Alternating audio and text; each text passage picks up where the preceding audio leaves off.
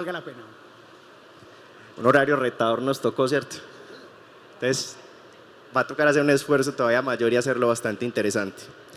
Entremos en materia, en temas de liderazgo.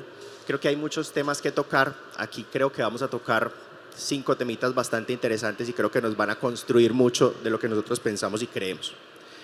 Lo hemos visto todo el día con el tema de las macrotendencias y el pensamiento de nuestros consumidores. También el pensamiento de las personas y de quienes hacemos parte de las organizaciones ha venido cambiando. En recientes estudios se ha demostrado cómo el ciclo de vida de los empleados dentro de las empresas se ha disminuido considerablemente. Que los millennials son retenidos en las organizaciones la mitad del tiempo de lo que hacían los boomers y que de ahí en adelante las siguientes generaciones parece que fuera la misma tendencia y que el tiempo que las personas pasan dentro de una organización cada vez es más corto. Están, digamos, atribuidos estos factores a muchas situaciones en particular, pero tiene mucho que ver con la parte económica. Anteriormente, digamos que los empleos eran vistos como un tema de seguridad y estabilidad. Hoy en día las nuevas generaciones ven el empleo como una oportunidad de nuevas experiencias, de aprendizajes, y eso hace un poco más cortos los ciclos de vida de las personas dentro de las empresas. Cómo los líderes y cómo el liderazgo hoy en día puede apalancar la permanencia o por lo menos que las personas pasen a través de las empresas y sean momentos significativos, que realmente dejen algo. ¿Cómo los líderes pueden lograr eso? María Luisa, ¿tú qué piensas? Bueno, empezaste con unos datos contundentes. Voy a tomar una de las palabras que mencionaste, que es como uno de los conceptos que a mí me gusta ver desde las tendencias de talento humano también, y tú decías, cada vez es más difícil retener a los jóvenes o a las personas dentro de las organizaciones o las empresas, y conversando con algunas personas hacíamos la reflexión de hoy el reto en las organizaciones pasa de retener a realmente atraer y proveer experiencias para los empleados y los trabajadores. Es decir, la perspectiva de que el ejercicio del talento humano es como natural para las organizaciones está cambiando cada vez más. Hoy no son, tú lo decías, es más difícil, hoy los jóvenes no se sienten identificados con esas dinámicas laborales, digamos, de hace unos años en donde los horarios eran horarios de estar en una oficina, respondiendo por unos resultados, y eso finalmente hoy en el mundo tenemos un montón de otras alternativas que hacen que estemos finalmente enfrentándonos a ser atractivos para unas generaciones que definitivamente son súper relevantes a la hora de seguir haciendo empresa. Una empresa que no tiene jóvenes es una empresa que se pierde esa mirada de futuro. Entonces yo creo que por eso empezar con una posibilidad y con una invitación de cambiar y de hacernos la pregunta más de retener a las personas, es cómo atraemos permanentemente a las nuevas generaciones y por qué no también a otras generaciones. Digo, yo tengo 42 años y yo me siento, no soy, creo que de la generación de los millennials, le pegué al palo, pero me siento muy identificada con esas preguntas y creo que realmente es una acción permanente, ser consciente que estamos en ese contexto y que debemos como líderes ocuparnos de ser consistentes para que la experiencia que tengamos todos los empleados finalmente sí les permita no solamente evolucionar en los resultados de las compañías, sino también evolucionar en lo que los nutre y lo que llamamos ese propósito personal también. Entonces voy a dejar ahí una provocación inicial. Creo que los líderes son fundamentales en eso, nosotros somos los responsables finalmente de traducir esos desafíos y esas estrategias a una realidad del día a día de las personas, y ya hablaremos un poquito más de eso. Muchas gracias. Juan Pablo, desde tu punto de vista y entendiendo en el mundo en que te mueves, el tema del desarrollo, el tema de la investigación, enfrentándose a equipos tan creativos, ¿cómo has vivido tú esa experiencia, como dice María Luisa, de atraer, no tanto digamos retener, pero sí atraer ese talento que queremos tener en nuestras organizaciones y que queremos que nos venga a aportar en las organizaciones? Okay. Bueno, yo creo que lo que acabas de describir es una manifestación, es como un comportamiento que obedece a una cadena causal mucho más compleja de lo que puede atender las empresas mismas. Obviamente las empresas tienen, o las compañías o las organizaciones tendrán mecanismos para atraer y hacer que la estancia o esos talentos continúen dentro de las organizaciones por más tiempo. Una de las cosas que puede hacer una compañía, pues, porque habrán cosas macroeconómicas, hay tendencias de cómo se ha diversificado el tipo de trabajo o que la gente pueda trabajar de otros medios, pero una compañía fundamentalmente podría cambiar sus prácticas o enfocar sus estrategias. Creo que, bueno, aquí alcancé a escribir tuve más tiempo que vos. 5.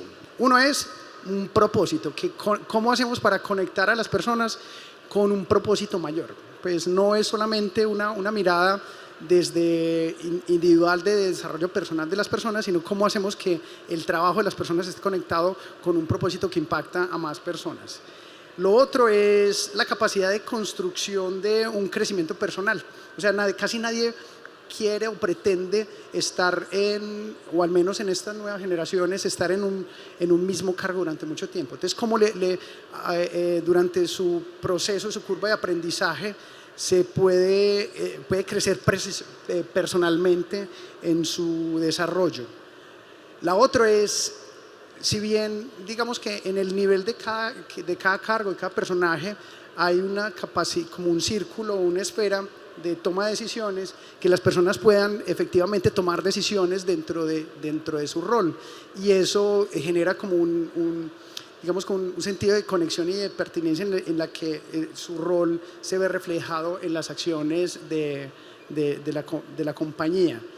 Lo otro es construir con otros, un sentido de colaboración, digamos, como que los vínculos, digamos, el beneficio que da trabajar en una compañía con varias personas no solamente es a nivel personal y profesional, sino cómo se tejen las relaciones interpersonales que hacen que el trabajo sea mucho más atractivo. Y por último es tener la capacidad de incidir y capacidad de opinar en las cosas que están pasando en la compañía. O sea, como que no solamente unos líderes por allá toman las decisiones y yo obedientemente pues asiento con mis acciones, sino que tener la capacidad de sugerir y ser partícipe, pues, del destino de la compañía.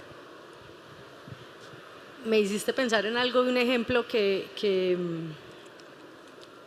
me gusta también plantear, y es que imagínense, pues antes, hace 15, 20 años era muy normal que le dijeran a uno en el trabajo: deje sus problemas en la puerta, o entre y pues pretender que finalmente somos como personas distintas las que vienen a trabajar y las que se quedan en la casa o en la calle con otros asuntos, y que eso no puede entrar a la dimensión laboral, está totalmente revaluado también. Entonces yo creo que una acción concreta para sumar a esta lista de prácticas que nos comparte Juan Pablo, súper valiosas, es también reconocer que no solamente en el espacio laboral o en las dinámicas de los equipos de trabajo nos habitan las preguntas por los resultados, sino que nos habitan también las preguntas de, pues, qué preocupaciones tenemos, cómo nos estamos sintiendo, cómo podemos ayudar a gestionar las diferentes emociones, los miedos, la ansiedad, lo que podemos transitar en un día a día como seres humanos, y reconocer que finalmente somos una única persona que estamos ahí presente con todas esas circunstancias. Yo creo que esa también es una práctica que es muy, muy efectiva, y es plantear preguntas distintas, ser capaz de reconocernos desde cómo estás, quiénes son tu entorno, ¿cierto? ¿Cómo está tu familia? Muchas veces pasamos de largo por esas preguntas, y es algo que es muy natural de las personas y no deberían estar por fuera de nuestras prácticas o de lo que hacemos laboralmente de manera cotidiana, y eso nos trae voces también para reconocer qué nos importa, qué nos impacta, y acompañar ese proceso como caminando muy juntos desde los resultados y ese propósito y esa conexión de cada persona con su trabajo. A mí me gustaría agregar una cosa, es también fluir. O sea, ya no somos las compañías que éramos en el siglo pasado, tenemos esas condiciones, lo que hay que aprender es a cómo gestionarlas. Pues si vamos a tener unos colaboradores que van a tener ciclos más cortos en las organizaciones, es cómo trabajamos con la gestión del conocimiento, cómo hacemos que los que tienen más experiencia se transmitan más fácilmente a las personas nuevas que están llegando, cómo esas personas que llegan puedan aportar de manera valiosa a lo que se está haciendo en la compañía. Entonces, como tampoco es plantear acciones para volver al modelo que ya no fue, sino cómo pues, hacemos que eso sí funcione. Perfecto. De acuerdo, yo creo que el tema de no tratar de encasillar nuevas generaciones o nuevos estilos dentro de arquetipos que, digamos, ya han venido perdiendo vigencia, sino fluir con ellos, acompañarlos.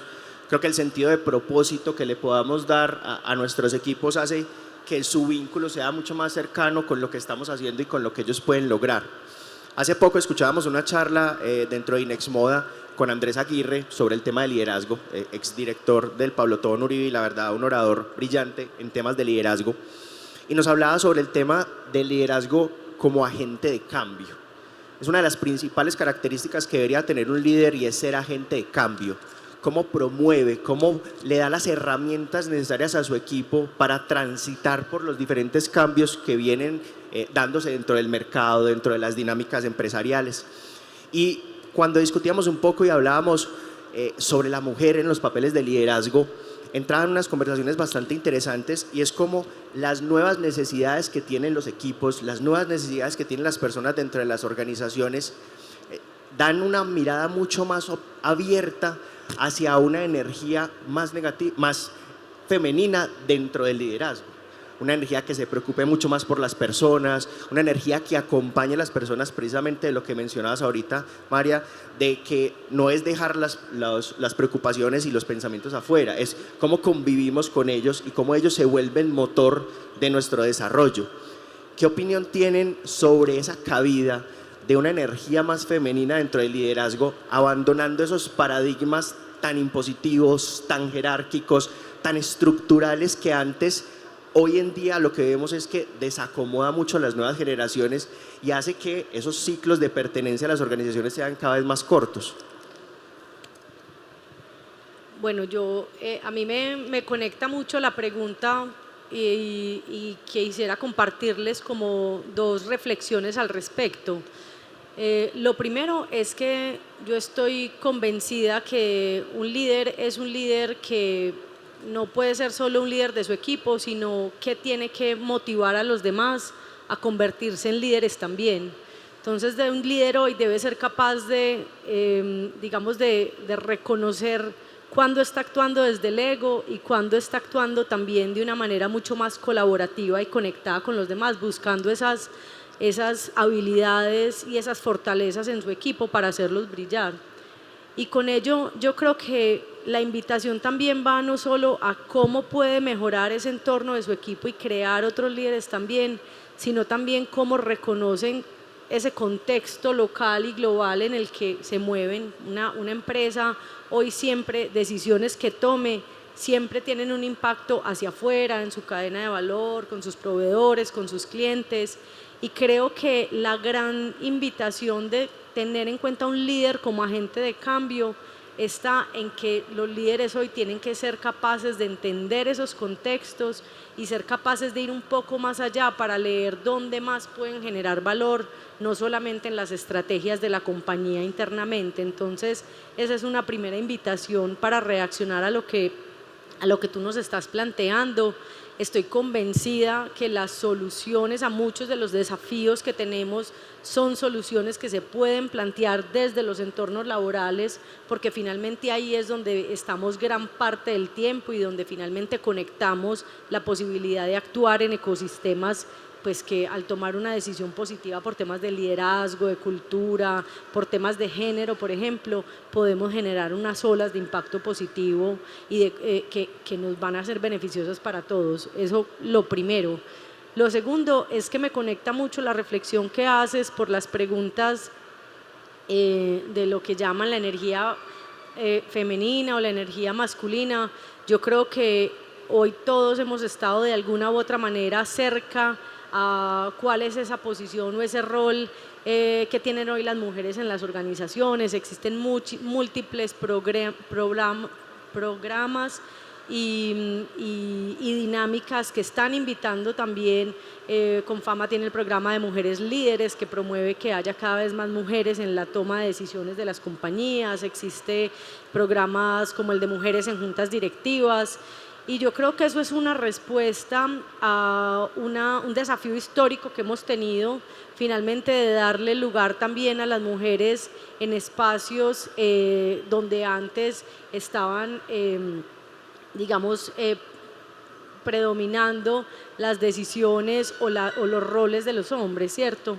Y creo que es una acción muy válida, porque definitivamente en esa doble mirada y en la mirada de la diversidad y de la posibilidad de ver desde esas realidades distintas que tenemos como hombres y mujeres, hay mucha complementariedad y una posibilidad de ver muchos mejores resultados complementando esa posibilidad de ver el mundo desde las realidades que tenemos.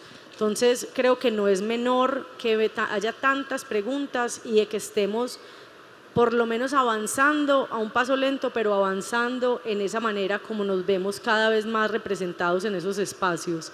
Y de otro lado, reconocer también, y es algo que de pronto puede sonar extraño para algunos, pero hay toda esta tendencia del liderazgo consciente, que en lo personal me conecto bastante con esas reflexiones y esas teorías. Lo que plantea también es que finalmente, como seres humanos, estamos embebidos como en este yin y el yang, que para todos de pronto es un símbolo que es muy común, y es finalmente somos una energía completa desde lo masculino y lo femenino. Por dentro tenemos toda la posibilidad de algunas veces estar más enfocados a la curiosidad, ser más intuitivos, estar más enfocados en la colaboración o ser mucho más asertivos, pragmáticos, enfocados al resultado.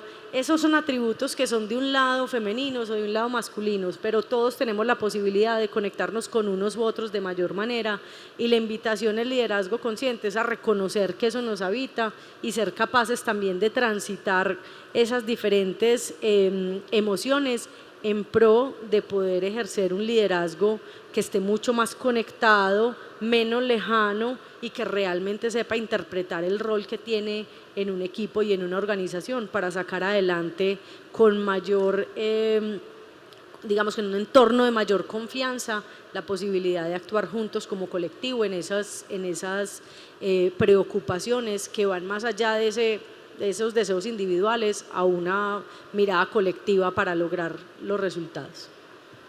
Quedan, creo que, dos puntos muy interesantes de lo que acabas de mencionar, y no sé si de pronto Juan Pablo nos complemente un poco esas dos miradas: el tema de ser motores y agentes de cambio, y el tema de esa invitación y lo que estamos viendo de la participación mucho más activa de las mujeres en roles de toma de decisión, también pensando en esa complementariedad de la participación de ambos roles en la toma de decisiones de las empresas.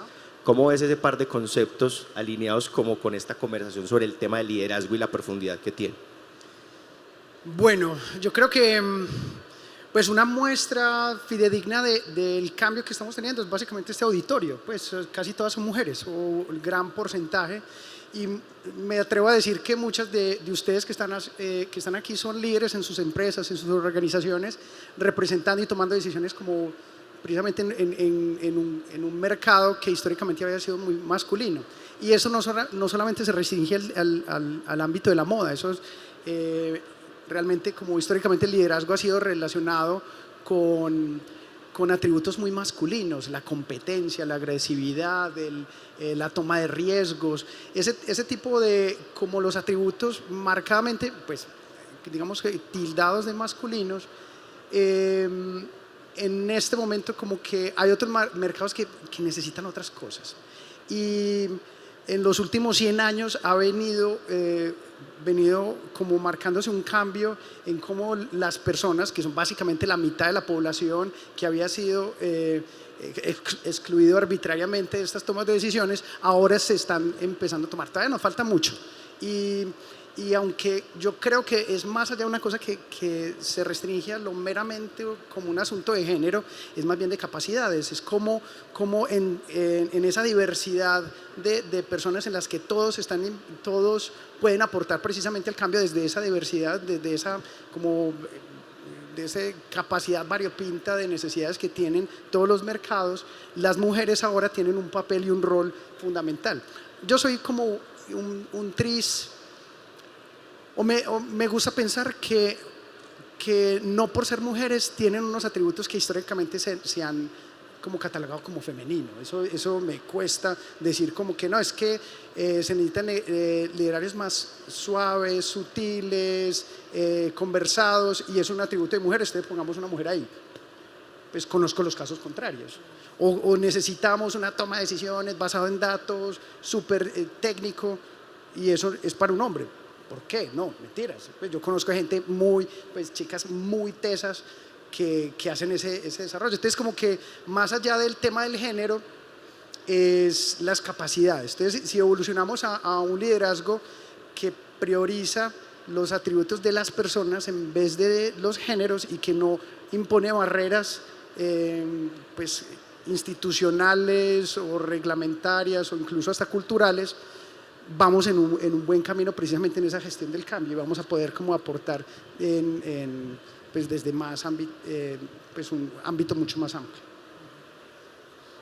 Hemos venido conversando sobre la necesidad de vincular y de generar un propósito para que esa atracción del talento sea cada vez más fuerte dentro de las empresas. Históricamente, al aproximarse a un trabajo, lo primero que te ponían sobre la mesa es específicamente tu salario. Tu salario en términos monetarios, de cuánto te vas a ganar, cuánto es mensualmente, si tiene alguna otra prestación legal o extralegal desde el punto de vista monetario.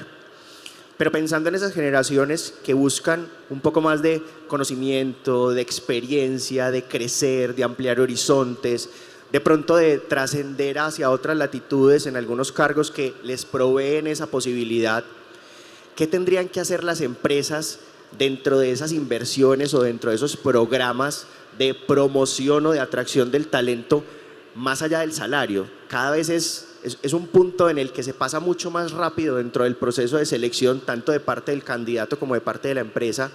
Pero, ¿qué realmente consideran ustedes que es lo que puede ofrecer una empresa hoy en día, pensando en los retos que tenemos con las nuevas generaciones, con las necesidades que nos plantea el mundo moderno? ¿Qué es lo que realmente podemos ofrecer que le haga sentido a esa búsqueda de propósito que tienen las personas hoy en día? Bueno, me gusta mucho el tema del propósito porque yo creo que es una invitación a que como empresas vayamos más allá de esos resultados monetarios que desarrollamos. Todas las empresas, digamos, tenemos la responsabilidad de ser rentables, pero no es lo único, eso es lo principal, lo primero, pero desde ahí deberíamos realmente ser capaces de reconocer como cuál es el impacto y ese efecto que generamos y que queremos generar en el mundo. Entonces, cuando se quiere declarar un propósito superior, es básicamente reconocer que las decisiones que tú tomas están planteadas para realmente actuar realmente desde esa máxima expresión que tú puedes generar como compañía. Entonces, yo creo que los propósitos son inspiradores. No he visto nunca una compañía que tenga un propósito superior declarado que no genere por allá una emoción, y yo creo que es precisamente eso, como generar la emoción que conecta con los valores de los demás. Y lo primero que una empresa tiene que hacer declarando un propósito es garantizar también o buscar siempre caminar en coherencia de ese propósito. La gente hoy tiene muchísima información con respecto a cualquier organización, las redes sociales, el voz a voz, todo está finalmente a disposición de todos, y si no guardamos como una coherencia con esas declaraciones, eso es muy fácil que se diluya fácilmente. Entonces, creo que reconocer ese propósito es una forma o una invitación de caminar todos los días para tomar decisiones. Y desde ahí yo creo que vamos a traer a las personas que se conectan con eso, ¿cierto? a todos nos habitan pasiones diferentes, tenemos gustos distintos, hobbies diferentes, o estamos convencidos de algunas causas, otras no. Entonces está bien que a las empresas o a nuestra organización llegue la gente que esté más conectada con ese propósito y que desde ahí seamos capaces de tejer conjuntamente una cultura que nos permita caminar hacia eso. Entonces yo creo que hay una clave y es como guardar consistencia en ese propósito y conectando con lo que decía Juanpa ahora, que ese propósito represente algo para esa persona en el día a día, que sepa su trabajo cómo le está apuntando a eso, que se sienta plenamente empoderado o empoderada de las decisiones y de cómo su trabajo está contribuyendo a eso, por un lado. Otro aspecto que yo creo que es muy importante es el tema de la flexibilidad, o al menos, no sé, desde la personalidad, desde lo personal lo valoro muchísimo, ¿cierto? Como esa posibilidad de tener conversaciones en donde uno llega a acuerdos con su equipo, llega a acuerdos con su líder o los responsables de los diferentes procesos, en que no necesariamente todo tiene que funcionar en el mismo horario, o hay días en donde el teletrabajo ya nos ha enseñado un montón y está bien que finalmente podamos apropiar esos temas, o el salario emocional que en muchas empresas está definido también como, no sé, son algunos ejemplos. Tener un día o una tarde para hacer trámites o vueltas que normalmente la gente no puede hacer, o hacer algo especial por el día del cumpleaños. Bueno, yo creo que hay elementos, o poder trabajar desde un lugar distinto al de su trabajo. Yo creo que hay un montón de maneras que hoy es la realidad que tenemos y que a muchas personas simplemente les genera mucho valor, y yo creo que esa flexibilidad es algo que sin duda todos los seres humanos valoramos, y en la medida que sea posible, pues qué bueno analizarlo. Hay otra clave también que me parece que ha funcionado bastante bien, y es reconocer, por ejemplo, yo decía ahora, hay que reconocer ese contexto que nos habita, y muchas personas en muchas teorías de estos temas hacen la reflexión, por ejemplo, por el tema de los voluntariados. Y el voluntariado, digamos que no es solo una moda, es una respuesta a conectar o a darle la posibilidad a los trabajadores de que se conecten con esas causas, y que no solamente empleen su día a día con los asuntos laborales, sino que también puedan, a través de las empresas, conectarse con otras acciones que les parece interesante. Entonces hoy vemos que cada vez crecen más los voluntariados, porque es una manera de darle como una posición doble a cada persona, desde tienes tu trabajo, pero también tienes la posibilidad de impactar a otra persona o impactar o a una comunidad con acciones que puedas desarrollar. Entonces eso también está muy creciendo bastante, y hay muchas opciones también en Antioquia, particularmente de voluntariados corporativos que creo que generan reflexiones muy valiosas para las personas. Particularmente recién salido de la universidad, y salía uno como al mercado laboral a buscar trabajo, y si te llamaban pues de Nutresa, de Bancolombia, de Grupo Sura, uno como que pocas preguntas hacía. Pero hoy, cuando uno se enfrenta al reclutamiento de un candidato, hace más preguntas el candidato hacia la empresa de lo que la empresa le hace al candidato. En la hoja de vida ya está muy claro que tiene, pero ahí es donde uno ve esas necesidades. Juan Pablo, ¿cómo ves tú ese aspecto de realmente cómo las empresas tienen que desarrollar esas herramientas para brindarle ese propósito o hacerle sentido que resuene en el propósito de esos empleados? Vamos a ver si trato de organizar las ideas. A ver, la relación que yo encuentro entre las compañías y sus empleados es una relación de intercambio de valor, ¿sí? En el que uno aporta pues talento, trabajo, y el otro retribuye con sistemas de bienestar. La mayoría de esos sistemas de bienestar están, digamos, la manera más sencilla que hacen que no implica mucho de las organizaciones, es el salario, pues porque a través con ese dinero pueden de alguna manera acceder a productos y servicios que representan bienestar para cada una de las personas. Yo creo que diversificar ese entendimiento del bienestar, de cómo es que una persona pues se vincula con una organización con un propósito y a su vez recibe un bienestar, pues, o instrumentos para materializar ese bienestar, no necesariamente vienen en un solo canal. Y es las organizaciones que ahora están entendiendo que pues somos seres sociales, somos seres que buscan esparcimiento, ocio, que el ocio creativo también es productivo. Como que ya entendimos como procesos mucho más amplios en los que ese bienestar se transforma en beneficios para todos, incluso para la empresa, es donde realmente salen esas nuevas líneas de relación en que las personas se conectan más con las empresas. Es más exigente, pues, porque implica pues, asignar recursos a una cosa que antes no se tenía. Yo soy uno de los que dice, pues sí, muy bacano como estos beneficios emocionales, ¿cómo es que se le llama eso? Salario emocional, porque eso no quiere decir que yo no tenga que, o sea, efectivamente yo tengo que pagar cosas, pero cómo yo me conecto de otras maneras con las empresas en ese intercambio de valor. Recientemente veíamos el informe de Business of Fashion, de State of Fashion, y hablaba sobre los retos que las empresas en el sector de la moda van a tener que enfrentar. Uno de los retos más importantes es el tema de la sostenibilidad y la preocupación medioambiental, siendo una industria que tiene un aporte importante en el tema de los desechos. Pero no solamente el consumidor está preocupado por la conciencia medioambiental de las empresas, también el trabajador. Y dentro de ese sentido de propósito, encontramos que muchos trabajadores, al intentar o al buscar un empleo en alguna empresa, se quieren conectar con uno de estos propósitos, el tema de la preocupación por el medio ambiente.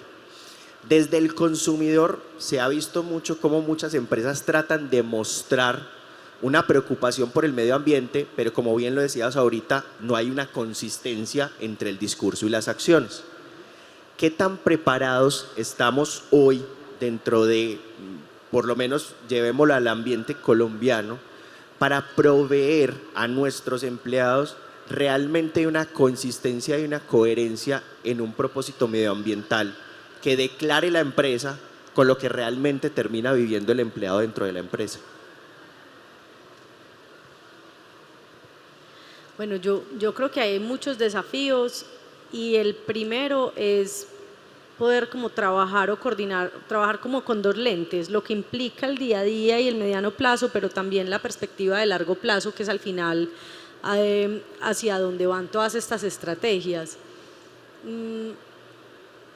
Hay que reconocer, tú lo decías, no son solo los consumidores los que están cambiando la perspectiva, sino también los empleados. Nosotros hemos venido promoviendo algo que se llama la Encuesta Mundial de Valores, que lo que busca es entender cómo han cambiado los valores de nuestra sociedad. Eso es un ejercicio que se hace globalmente. El ejercicio que traigo aquí a colación es particularmente el capítulo de Colombia. Y es muy diciente ver cómo antes, quizás, creo que era la medición del 95, si no estoy mal, la primera versión que tenía era como un 70% de las personas entrevistadas preferían cuidar los resultados económicos al medio ambiente. Hoy en día esa torta está totalmente cambiada. Hoy es más o menos, me puedo estar pelando en unos números, la encuesta de hecho se va a volver a hacer, creo que este año, pero estaba el 30% de las personas solamente tomaría una decisión en pro de los asuntos económicos por encima del medio ambiente. Es decir, todas esas alertas que recibimos y toda esa agenda global que nos dice que hay que tomar acciones rápidas han calado en todos nosotros, ¿cierto?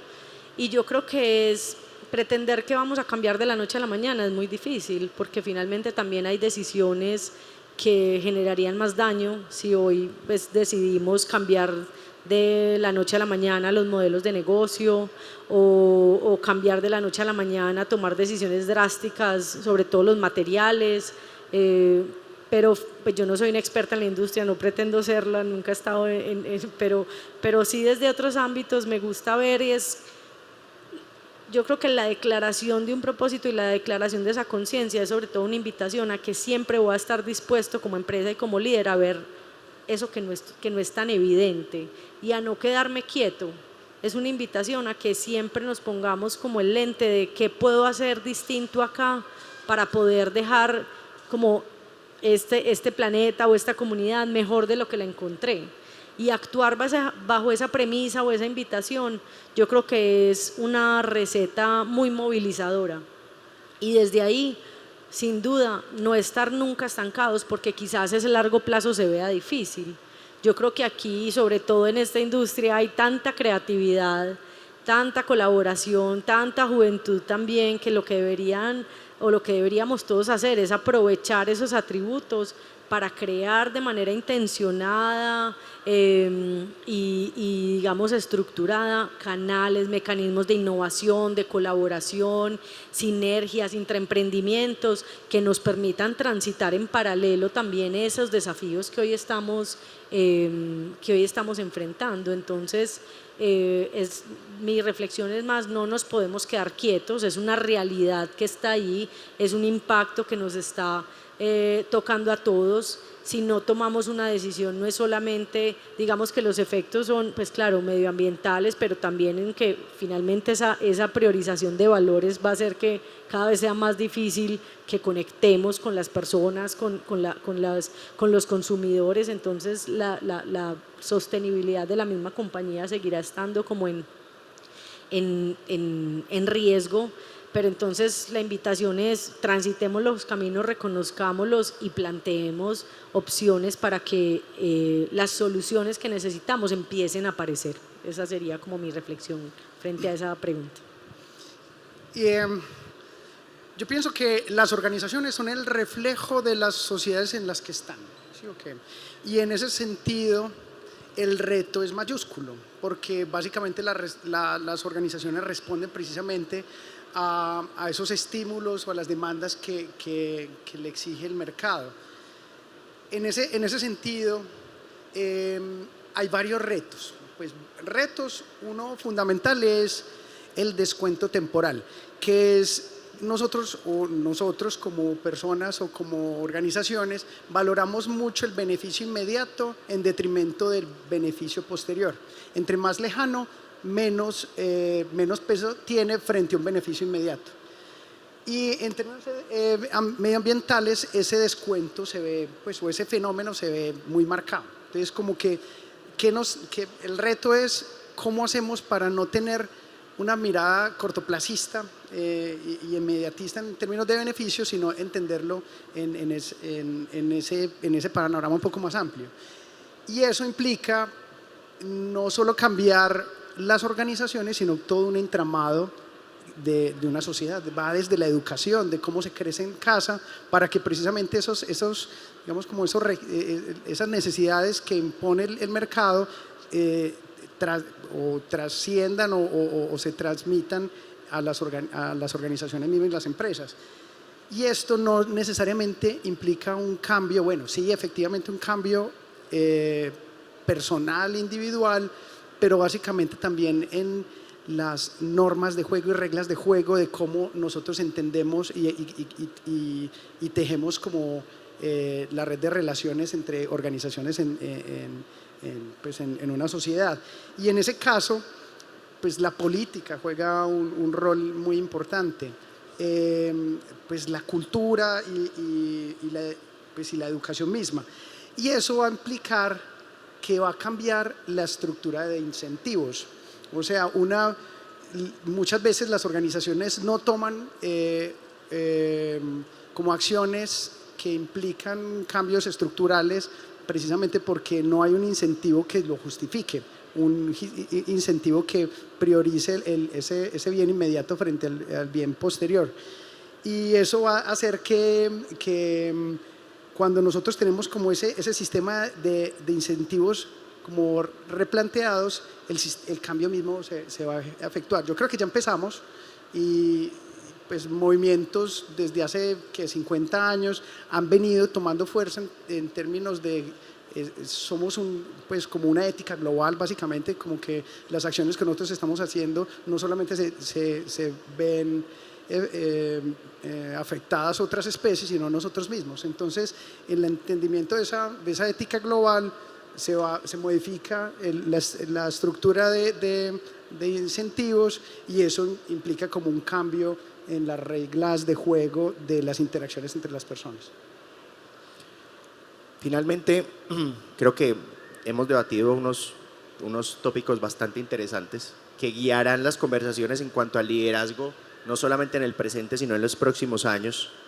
Y para finalizar, quisiera que pusiera cada uno sobre la mesa esa frase, ese momento, esa experiencia que de pronto detonó esa definición o ese entendimiento de qué tipo de líderes querían ser.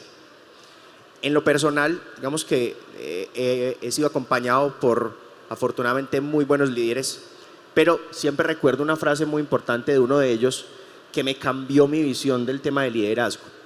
La frase era básicamente: solos llegamos más rápido, pero juntos llegamos más lejos. Siempre fue una persona que hacía muy bien su trabajo, pero que trabajaba muy solo en eso. Y lo que me dijo fue: no vas a poder liderar si trabajas solo, porque siempre vas a necesitar de tu equipo. Entonces, esa frase me cambió a mí mi visión de liderazgo y es como lo que trato yo de implementar de caras a mis equipos. ¿Cuál fue esa frase o ese momento o ese aprendizaje que determinó o terminó de moldear esa visión de liderazgo que cada uno quiere ser? Qué gran pregunta. Yo me voy a ir a algo que no sé si, espero que le sirva como anécdota a algunos de ustedes. Es una experiencia pues muy personal. Quizás no es una frase tan contundente como la tuya, pero yo he venido pues en un proceso de reflexión por el liderazgo permanente. Creo que es, al menos si reviso como mi historia personal, es como el sello de nunca dejarse de hacer preguntas y no parar como la curiosidad, pero sobre todo empezando por uno mismo. Y yo creo que ese es parte como de lo que representa como mi camino en el liderazgo, y con eso pues traigo a colación una anécdota en donde estaba trabajando con una mentora precisamente a raíz del programa de Mujeres Líderes, y yo pues en una de las sesiones, ella me dedicaba muchísimo tiempo, y en una de las sesiones yo llevaba casi que, esto fue en la pandemia, una charla virtual, yo llevaba creo que por ahí una hora conversando y contándole historias y otros temas, y de pronto me frena en seco y me dice, por favor, como que revisa todo lo que me has estado contando y hazte la pregunta de si tú te referirías a cualquier persona que conozcas de la manera como te has referido a ti misma. Porque yo estaba haciendo pues como bastante, soy muy autocrítica y digamos que esa me cuesta pues porque estoy permanentemente como tratando de verme desde otro lado, y a mí eso me pareció tan contundente porque fue una invitación como a reconocer que el trabajo tiene que venir desde adentro, y que finalmente tenemos que ser capaces de mirarnos con más compasión también como líderes, y no pensar que nos las tenemos que saber todas y que tenemos que ser los todopoderosos de las soluciones, de las estrategias, de lo que sucede, sino todo lo contrario, como tratarnos con más amor, con más compasión, y desde ahí ser capaces de relacionarnos con los demás para que también en el otro emerja como esa realidad. Entonces, quizás no fue una frase tan contundente, pero el momento a mí me sacudió bastante y lo recuerdo, y pues creo que es la anécdota que más traigo en estas preguntas. Espero que los invite a ustedes también como a escuchar esa voz que les está diciendo, que se están diciendo todo el día, y hagan los ajustes también que consideren necesarios para que se proyecten como líderes de la manera que quieren hacerlo. Bueno, yo tengo dos. Vamos a ver cómo me va. Una es una que me decía mi hermano, de hecho. Cuando estábamos muy peladitos, una vez me dijo una frase que me caló, que era: la historia solo recuerda a los empeliculados. Es como que si uno no le da rienda suelta a sus pasiones, a decir qué es lo que me interesa y meterse y es trasnocharse, y cuando uno no tiene un día normal en internet, es lo que uno busca y es sobre lo que uno lee y lo que uno conversa, esa pasión y el gusto natural, ni siquiera forzado, porque eso es lo que yo hago, a mí me gusta eso, y en ese sentido como darle la vida precisamente a a las cosas que a uno le gusta, yo creo que es un camino bueno para que otros se le sumen al camino. Y en ese sentido, como que la historia solamente recuerda a los empeliculados. Y hay otra frase que me gusta mucho también, es el interés en algo siempre se mide en los recursos que uno le dedica.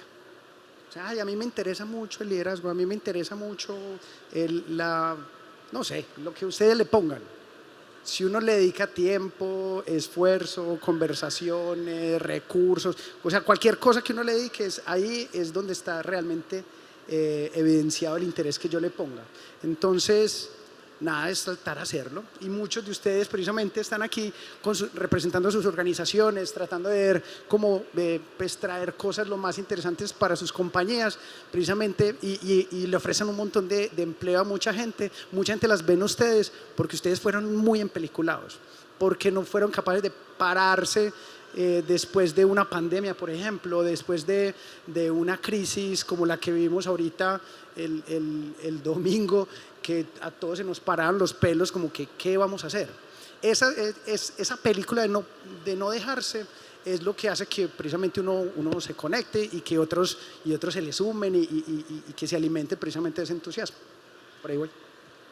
Muchísimas gracias. Creo que reflexiones muy interesantes y que de verdad nos generan muchas herramientas para enfrentar estos retos que se nos vienen. María Elisa, Juan Pablo, muchísimas gracias por atender este llamado, por acompañarnos y por tener esta conversación tan interesante.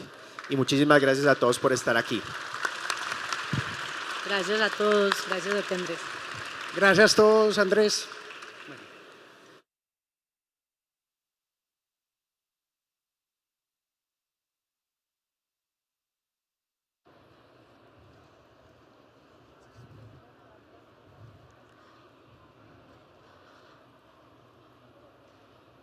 A Juan Pablo Gaviria, María Luisa Zapata y Andrés Valencia, muchas gracias por este interesante conversatorio. Quiero invitar a los asistentes a que al ingresar al pabellón lo hagan por mi lado izquierdo y al salir por aquí, por el lado derecho, por favor, para poder estar organizaditos en el ingreso y la salida de las conferencias. Recuerden además seguirnos y postear su experiencia en este set de conocimiento Colombiatex de las Américas 2025 en nuestro perfil de Instagram @colombiatex_oficial. Continuaremos en 5 minutos con esta agenda académica.